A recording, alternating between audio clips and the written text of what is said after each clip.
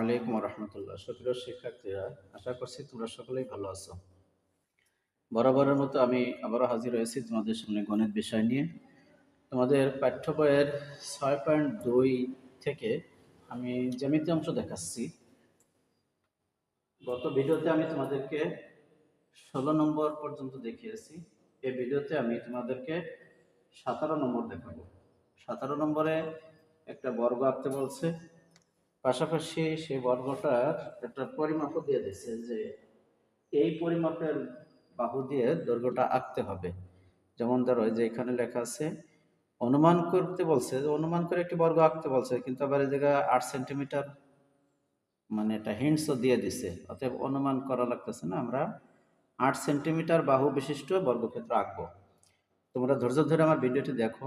যারা নতুন আছো চ্যানেলটি সাবস্ক্রাইব করে দাও এবং অন্যান্য বন্ধুদেরকে দেখার জন্য শেয়ার করে দাও, আর একটা লাইক করে দাও। তো দেখো কি লেখছে এখানে, যে একটি অনুমান করে বর্গক্ষেত্র আঁকো যার প্রতি বাহুর দৈর্ঘ্য 8 সেন্টিমিটার। আমরা আগে জানবো যে বর্গক্ষেত্র কাকে বলে। বর্গক্ষেত্র হলো যে চতুর্ভুজের 4টে বাহুই সমান। তো আমাদের তো 4টে বাহুই 8 সেন্টিমিটার হবে। যে চতুর্ভুজের 4টি বাহুই সমান থাকবে এবং প্রতিটা কোণ সমকোণ হবে, অর্থাৎ 90 ডিগ্রি কোণ হবে, তাকেই আমরা বর্গক্ষেত্র বলতে পারি। এ ধরনের একটা বর্গক্ষেত্র আমরা আঁকবো। এরপরে বলছে প্রত্যেকটা কর্ণের ওই যে বর্গক্ষেত্র আঁকবো সেটার যে কর্ণ হবে, 2টা কর্ণ, এর দৈর্ঘ্য মাপতে হবে এবং খাতায় লিখতে হবে। বাহুগুলোর মধ্যবিন্দু সমূহ চিহ্নিত করতে বলছে, মধ্যবিন্দুগুলো পর্যায়ক্রমে সংযুক্ত করতে বলছে, উৎপন্ন চতুর্ভুজটি কি ধরনের চতুর্ভুজ সেটা আমাদেরকে বলতে বলছে, এর বাহুগুলোর দৈর্ঘ্য মাপো এবং কোণগুলো পরিমাপ করো। অনেকগুলো কাজ, অতএব তোমরা ধৈর্য ধরে আমার ভিডিওটি দেখো আমি কিভাবে কি করি। এই দেখো, আমি একটি বর্গক্ষেত্র এঁকে নিছি, তোমাদেরকে আমি দেখাই। এই বর্গক্ষেত্রটির যে পরিমাপ আমি নিছি সেটা কিন্তু 8 সেন্টিমিটার। দেখো তোমরা, এই দেখো, এই দেখো, দেখো এই যে জিরো, এই যে জিরো, এই জিরো থেকে এই যে 8 যে দাগ, সেই দাগ পর্যন্তই কিন্তু এই যে আমি নিছি। প্রত্যেকটা বাহুই এরকমের, প্রতিটা বাহুই আমি 8 সেন্টিমিটার করে নিছি। এই দেখো, এই দেখো 8 সেন্টিমিটার, এই 8। যাই হোক, এইভাবে 8 সেন্টিমিটার করে নিচে এটা বর্গক্ষেত্র। আর প্রতিটা কোণই, এই যে প্রতিটা কোণ সমকোণ ছিল। আর এই যে আমি টান দিছি এগুলো কর্ণ, এই যে এ সি একটা কর্ণ আর বিডি একটা কর্ণ। এখন আমরা শর্ত অনুযায়ী কাজগুলো আগাই নিই। প্রথমে বলছে প্রত্যেক কর্ণের দৈর্ঘ্য মাপতে বলছে, আর হলো খাতায় লিখতে বলছে।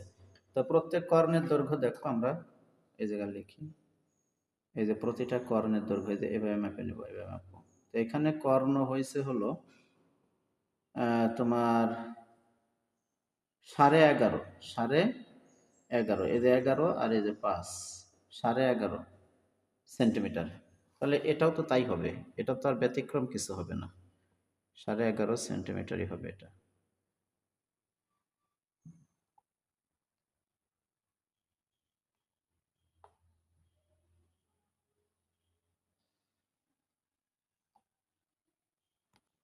এই যে দেখো, আমরা দুটো কর্ণই মেপে নিছি, এসিও 11.5 আর বিডিও 11.5। এসি আর বিডি, এই যে এসি আর বিডি দুটোই 11.5 করে কর্ণ হলো।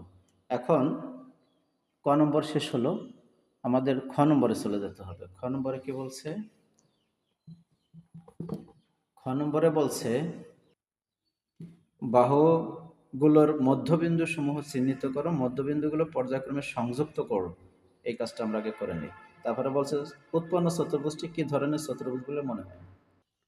আচ্ছা দেখো, এখানে আমরা মধ্যবিন্দু নিব কিভাবে? আমাদের তো সিস্টেম আছে বিভিন্ন ধরনের, তার মধ্যে সহজ একটা সিস্টেম, যেহেতু এখানে 8 সেন্টিমিটার, অবশ্যই মধ্যবিন্দু 4 সেন্টিমিটার হবে। এই যে মধ্যবিন্দু 4 সেন্টিমিটার, এরকমের আমরা মধ্যবিন্দু 4 সেন্টিমিটার পেয়ে যাবো। এই যে 4 সেন্টিমিটার এভাবে আমরা নিব, যেহেতু 8 সেন্টিমিটার আছে দুই জায়গায়, 4 সেন্টিমিটার করে আমরা নিব। এই যে নিচ্ছি, এই যে 4 সেন্টিমিটার বিন্দু নিলাম। মানে 4 সেন্টিমিটারের সাথে প্রত্যেকটা বিন্দুর সাথে বিন্দু যোগ করতে বলছে, যে আমরা এইভাবে যোগ করে দিই। দেখো, এই যে যোগ করে দিচ্ছে, এই যে যোগ করে দিচ্ছে।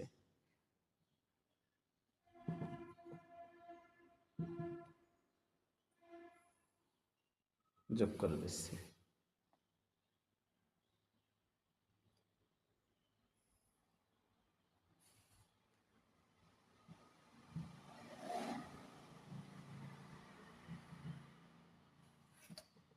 এই দেখো, এই যে যোগ করে দেওয়ার পরে বলছে যে এটা কোন ধরনের চতুর্ভুজ হলো। দেখো তোমাদেরকে যদি আমি এইভাবে সমান করে ধরে দেখাই, এই দেখো, এই দেখো, এই যে এটা ধরো P Q R S, P Q R S একটা চতুর্ভুজ। এখন এই চতুর্ভুজটা তোমরা কি মনে করো?